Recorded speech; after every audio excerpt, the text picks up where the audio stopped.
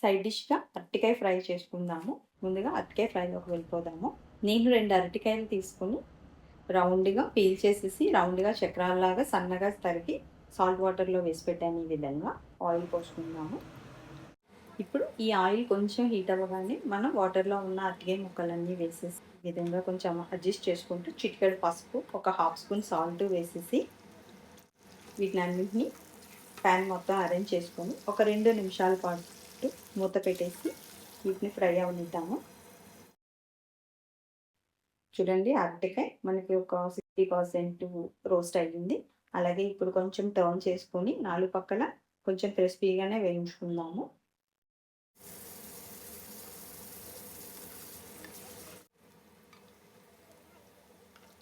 చూడండి, మంచిగా మనకు కావాల్సిన క్రిస్పీనెస్తో వేగిపోయింది. ఇప్పుడు వీటిని ఒక ప్లేట్లోకి తీసేసుకుందాము.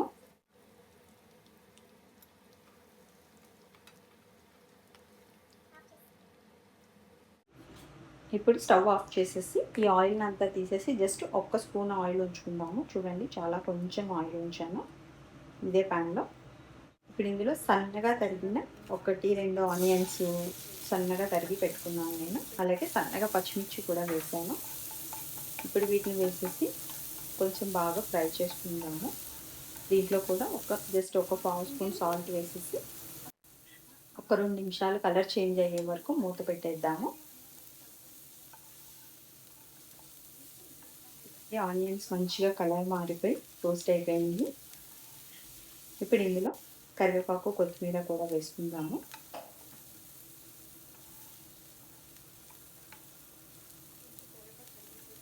అలాగే ఒక హాఫ్ స్పూన్ కారం పొడి, ఒక హాఫ్ స్పూన్ ధనియా పొడి, ఒక పావు స్పూన్ జీరా పొడి వేసేసి ఈ విధంగా డ్రైగా అయిపోయిన తర్వాత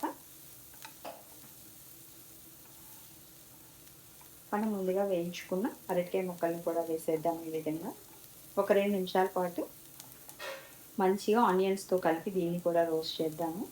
ఇది సాంబార్తో కానీ పప్పుతో కానీ సైడ్ డిష్లో చాలా బాగుంటుంది. కొంచెం తినే ముందు లాస్ట్లో చేసుకోండి, ఇది బాగుంటుంది క్రిస్పీగా.